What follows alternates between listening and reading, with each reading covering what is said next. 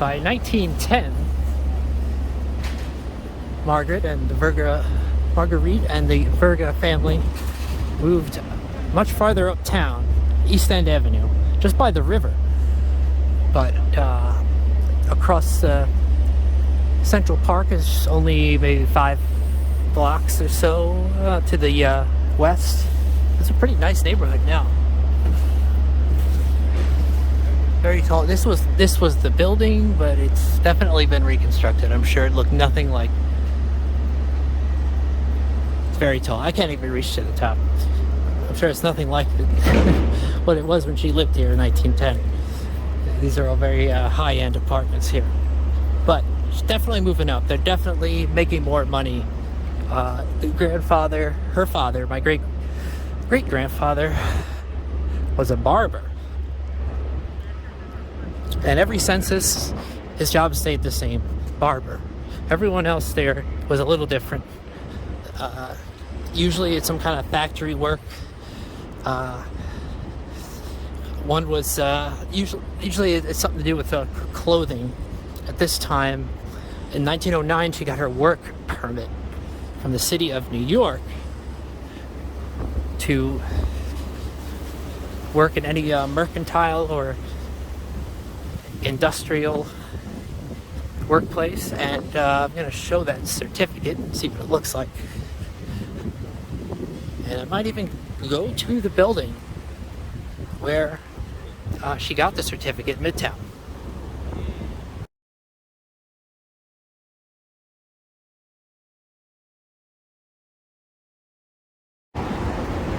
Here's the corner which the New York Health Department was 1909 when Marguerite got her work permit, which you had to have if you were under 16. She was only 14. If you wanted to have a job, you had to come here, no matter where you were in the city. Either there, I can't remember which, one of the north corners. Might be that one there. Yep, you had to apply and get permission from the city to work. But the good news is, not too long after this, by the year 1915, somewhere between 1910 and 1915, she moved on out, the family moved on out to Queens. Manhattan was over. They went to the nice suburbs. So things kept moving up.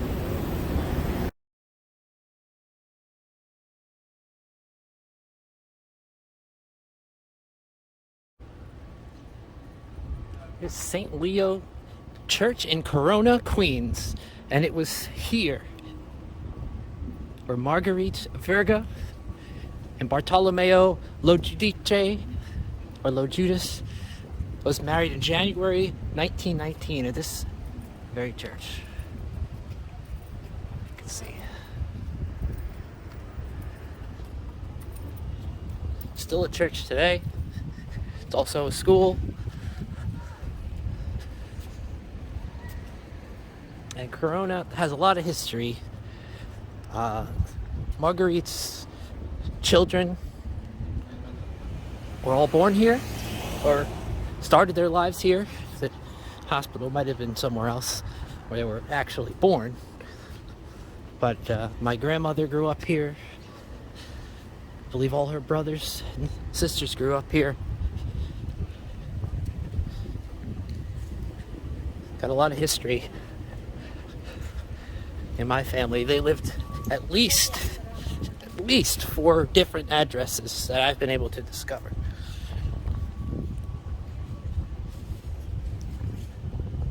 Most of them are gone now. One was part of the Grand Central Extension, Grand Central Highway, was made bigger, and the road that they were living on was taken out. One was taken out for the World's Fair later on. It was called 95 Provost Street. There they lived, that's where they lived when they were married. These were all rented. They didn't, according to all the census information, these were not owned homes they lived in. They were all rents. And there's one They lived right by the church. It wasn't while they were married, as I said. They while they were married, they were living in a property that was extended for the World's Fair. Though I believe it's actually where Citi Field is, or actually where the parking lot where Shea Stadium used to be. They used to actually live where Shea Stadium was. Now it's a parking lot. And actually that's where they lived when they were married, interestingly enough. It's a pretty nice neighborhood for Queens. Back when they lived here, this was just a new suburb. Everything was nice and new, spread out. Queens was a very fast-growing borough in the 1930s, rapidly expanding. They were constantly building new schools and new facilities to keep up with the amount of people leaving Manhattan, especially with the 1935 Tenement law came to effect on January 1st, 1936, requiring metal stairs, sprinkler systems, bathroom in every single apartment. It used to just be every floor. And all those, there might have been even more than that, but those three were the most expensive things. And it just was not worth it for them to do all these things to keep these small little apartments they weren't getting much rent for anyway going, especially during the 30s when rents were relatively low still.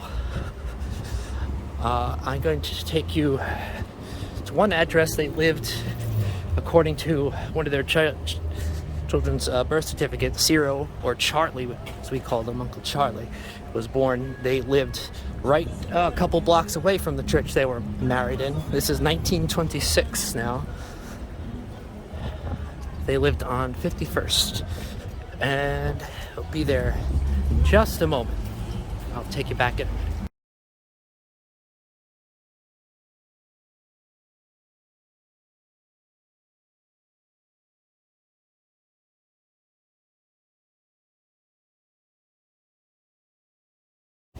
This was the block they lived on, and you can actually see, I zoomed in, you can see the World's Fair sphere, the Unisphere I think it was called, in the background, which is incredible.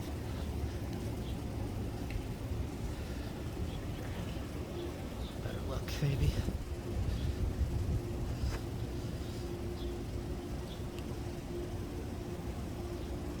Right there.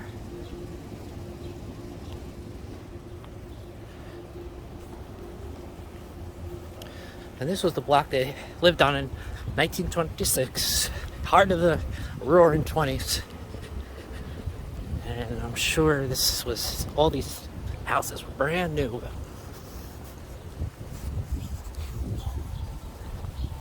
The house they lived in is coming up soon. Of course, they didn't live here when the World's Fair started April 1939, lasted 2 summers. Then closed it down for the winter in 39-40, then reopened it for the summer in 1940.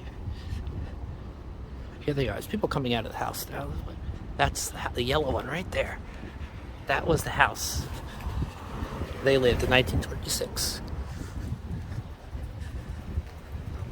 My grandmother was born in 1928, so she wasn't born yet. But her older brothers and sisters lived there. At least one sister did.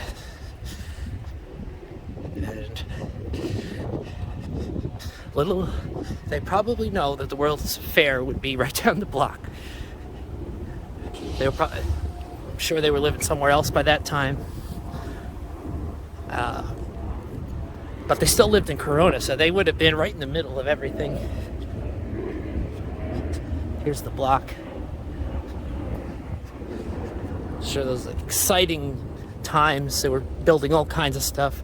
LaGuardia Airport came to be. It used to be called Northfield Airport then. They were going to use Floyd Bennett Field in Brooklyn as the main airport. They were kind of setting that up. But then when the World's Fair came, they quickly switched and put all the money into Northfield. So they have an international airport right near the World's Fair. And they worked on expanding the highways, getting better transportation. rushing the Midtown Tunnel, although I don't think it was open for the first year. I think it opened for the second summer of 1940.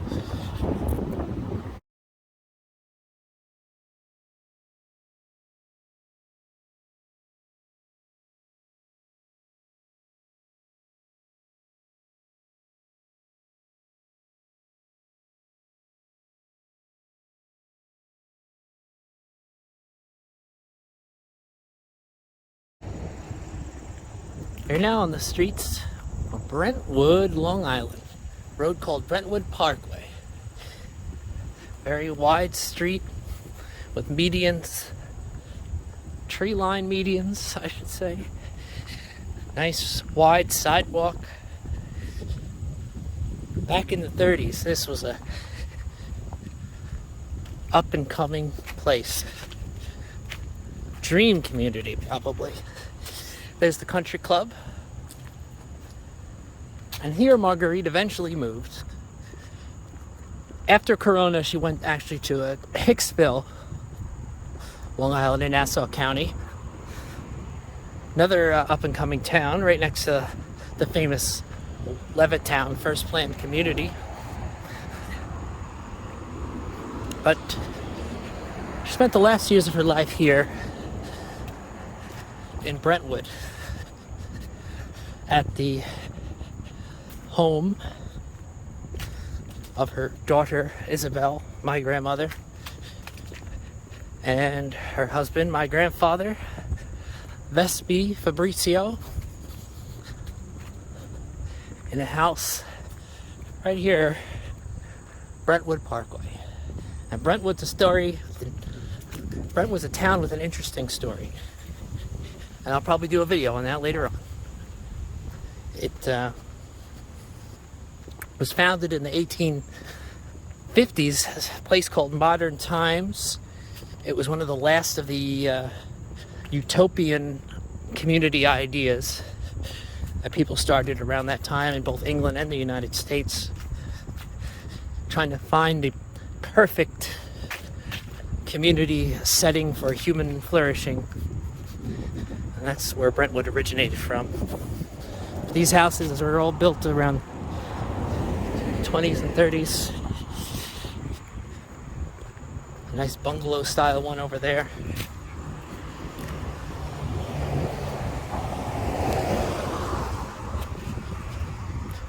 And here, the tan house right there was the last place she lived before passing away.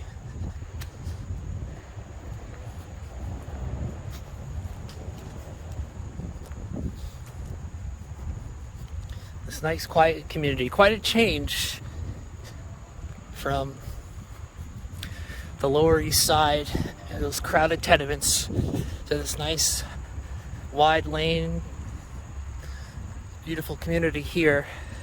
It still is nice, but it was even better back then. Oh yeah, Flintstone Mobile. That's pretty cool. But anyway, one of the neighbors, I think it's this one, was actually an actress, just an extra, nothing big, for Paramount Studios, which was in Astoria, Queens. And that she was in the movie The Coconuts, my grandma told me. The Marx Brothers comedy team. She lived there. Next to that is the HOSE Hose family house, who was a prominent judge and a businessman. Lived right on the corner here, was a very well-known figure in the Brentwood community in the mid-20th century. And that is about all I can say about Marguerite's life. I hope you enjoyed the journey from poor immigrant tenant to living in middle-class luxury by mid-century. It's quite a story. It's a real American story. It happened probably millions in this country. and we take it for granted here, but it's really a unique spectacle for world history to have so many people move up the economic ladder so fast as they did in the 20th century. I hope you enjoyed this video. More will be coming very shortly. Very shortly. And if you liked it, please subscribe and like, and I thank you for watching.